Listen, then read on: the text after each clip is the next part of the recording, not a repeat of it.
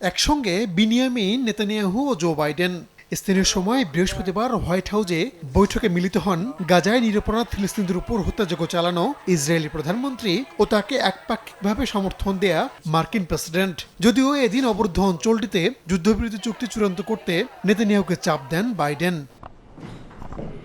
এদিন ইসরায়েলি প্রধানমন্ত্রীর সঙ্গে বৈঠক করেন মার্কিন ভাইস প্রেসিডেন্ট কামালা হ্যারিসও। পরে সাংবাদিকদের মুখোমুখি হন আগামী নির্বাচনে ডেমোক্র্যাট দলের সম্ভাব্য এই প্রার্থী। ইসরায়েলের প্রতি নিজের সমর্থন ব্যক্ত করলেও গাজায় যা হচ্ছে তা নিয়ে নীরব থাকবেন না বলে জানান কামালা। একই সঙ্গে দ্রুত যুদ্ধবিরতির আহ্বান জানিয়ে কামালা বলেন, সংকট সমাধানে দ্বিরাষ্ট্রই একমাত্র পথ।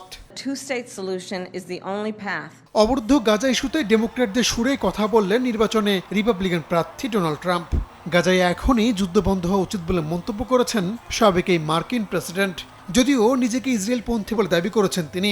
স্থানীয় সময় শুক্রবারই ট্রাম্পের সঙ্গে সাক্ষাতের কথা রয়েছে নেতানিয়াহুর। নগদের কাছে সব গ্রাহকই প্রিয়, তাই তো সারা দেশে ক্যাশ আউট চার্জ সবচেয়ে কম।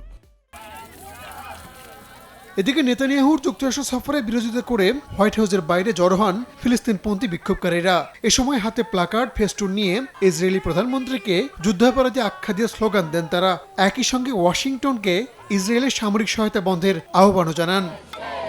রাহানুল রানা, সময় সংবাদ।